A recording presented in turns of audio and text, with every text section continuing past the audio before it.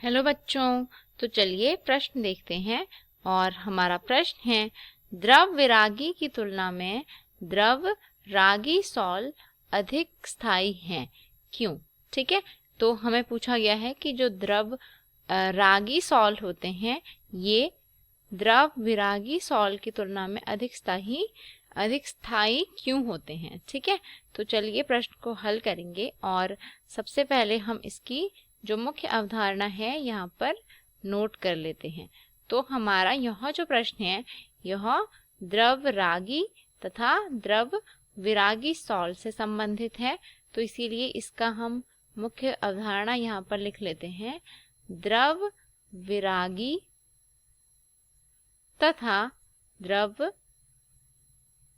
रागी salt. ठीक है, तो अब देखिए जो हमारा प्रश्न है इसमें हमसे पूछा गया है कि जो द्रव रागी सॉल होते हैं ये अधिक स्थायी होते हैं, तो इसका कारण क्या है।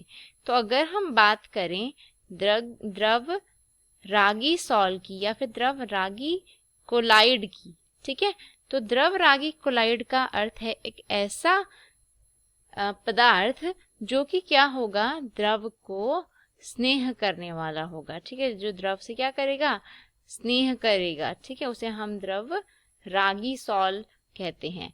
जबकि इसी का उल्टा हमारा हो जाएगा द्रव विरागी सॉल। तो द्रव विरागी सॉल वो होते हैं जो कि द्रव से स्नेह नहीं करते। ठीक है, तो इन्हें हम कहते हैं द्रव विरागी, यानी कि ये हैं जो जल से या फिर किसी भी द्रव से स्नेह न करने वाला जो है, इसे हम कहते हैं द्रव विरागी सॉल। अब अगर हम बात करते हैं तो जो द्रव रागी सॉल होते हैं ये अधिक स्थायी होते हैं, जबकि जो द्रव विरागी सॉल होते हैं ये कम स्थायी होते हैं। ठीक है, तो इसके पीछे का कारण क्या है ये हमने देखना है।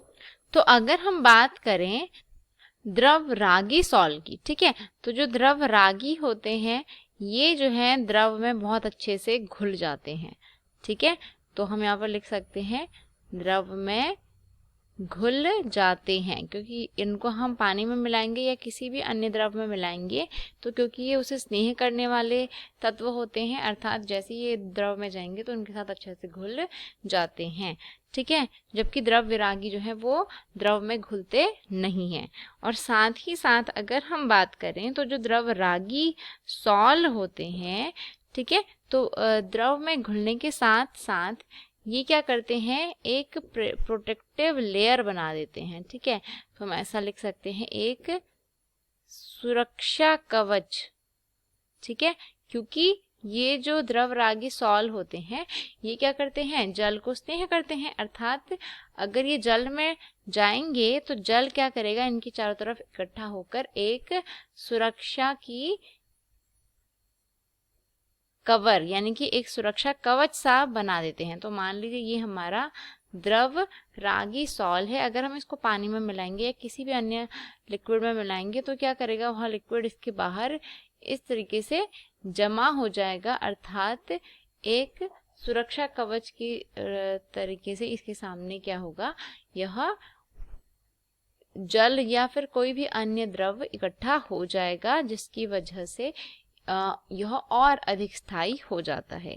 तो यही दो मुख्य कारणों की वजह से हम कह सकते हैं कि द्रव रागी जो सॉल होते हैं ये अधिक स्थायी होते हैं, जबकि द्रव विरागी सॉल अधिक स्थायी नहीं होते।